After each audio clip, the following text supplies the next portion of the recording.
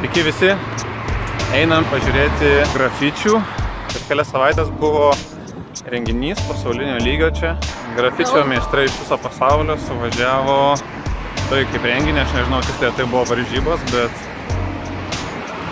būtent šitoje vietoje Eindhovene jie darė daug įdomių darbų labai. Mačiau nuotraukas, noriu pažiūrėti gyvai, kaip taip atrodo ir mes truputį pafilmuosim.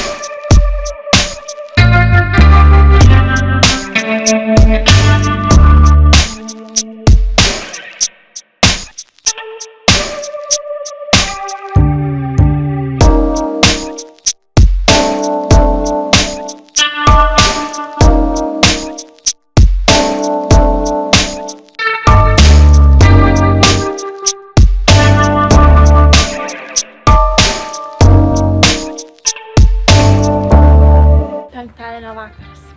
Gražus vakaras. Pradedam savo vlogą.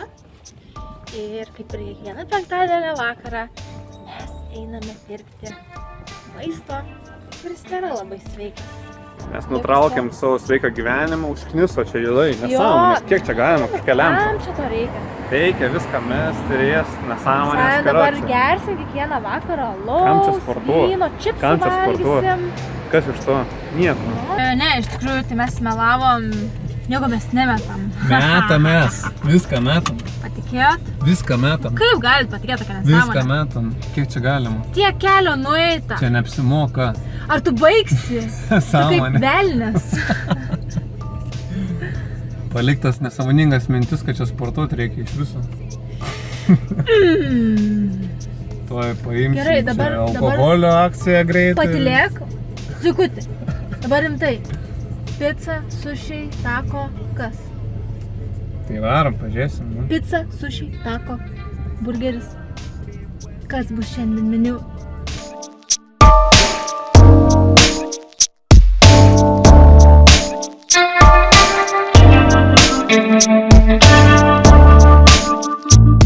Ką jūs čytinat?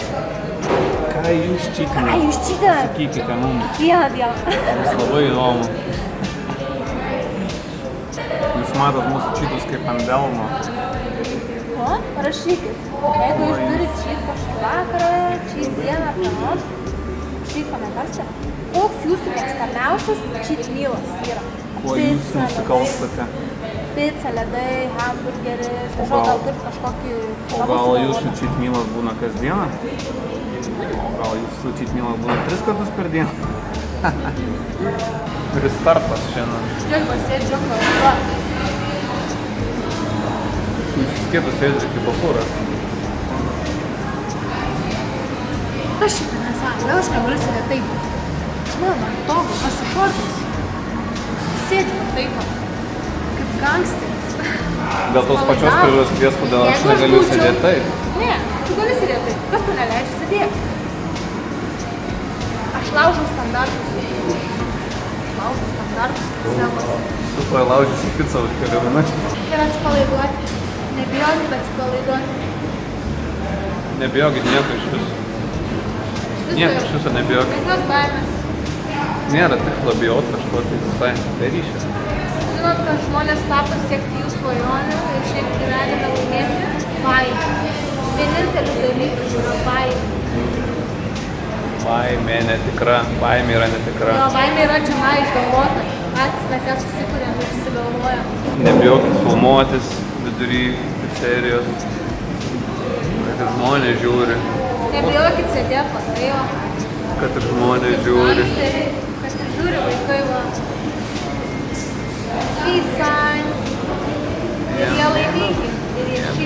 Niekas, kam bijoti, ką žmonės pagalvos, kam galvoti, ką žmonės, čia kam mąstyti, kad nesąmonės apsikrauti. Svarbu, kad tu mąstai, svarbu, kad tu galvoji.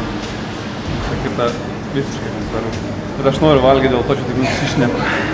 Šio vakaro svečiai mūsų studijoje, Įkvėp gyvenimo studijoje yra labai gerai pažįstami, visam pasaulyje žinomi Domino piconai. Pirmasis piconas, štai su kokia karpa, išsprogusia karpa. Taukai, taukeliai. Taukai, kaip vadinasi šitą picą? Manhattan. Manhattan. Ir štai ateina jo tėvelis, tėtušis. Jo tėtušiukas. The Big Daddy. Didysis Manhattanas. Didysis picūnas. Nežinau. Sveiki visi, šeštadienis ir Omantė truputį išvykus. Taip, kad aš nusprendžiau kelias valandas praleisti prie savo naujo užsiėmimo. National Academy of Sports Medicine, čia radau tokį puslapį Amerikoje, jie tiesiog suteikia galimybę įgauti sertifikuoto asmeninio trenerio licenciją ir aš sakiau iš jų 14 dienų bandomą laikotarpį, kur galima pažiūrėti, ką jie siūlo ir kokia yra mokymų pradžia ir metodika, taip kad prisėsiu prie šito reikalo ir dabar praleisiu kelias minutės su šitu.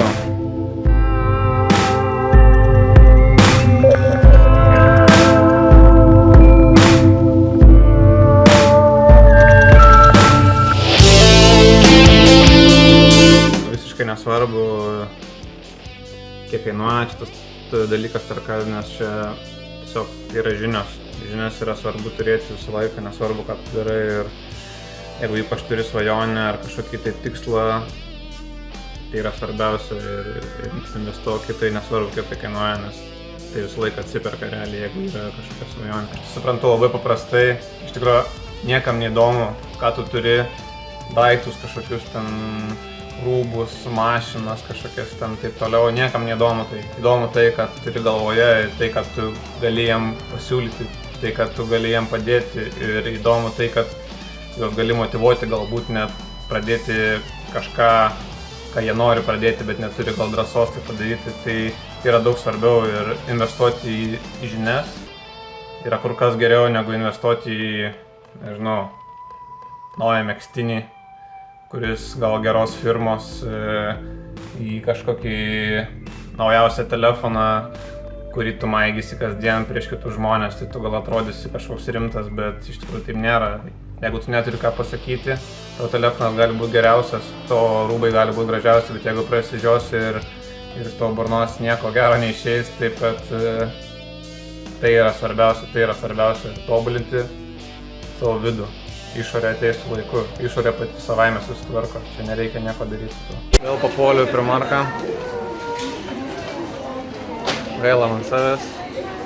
Almantė vėl kažko prireikė labai greitai, bet tikrai aš čia nefilmuosiu, ką čia veikiam, nes kiek čia filmuota 100 kartų mūsų blogas, kas čia vyksta, taip kad wish me luck ir susitiksim kitam kadre.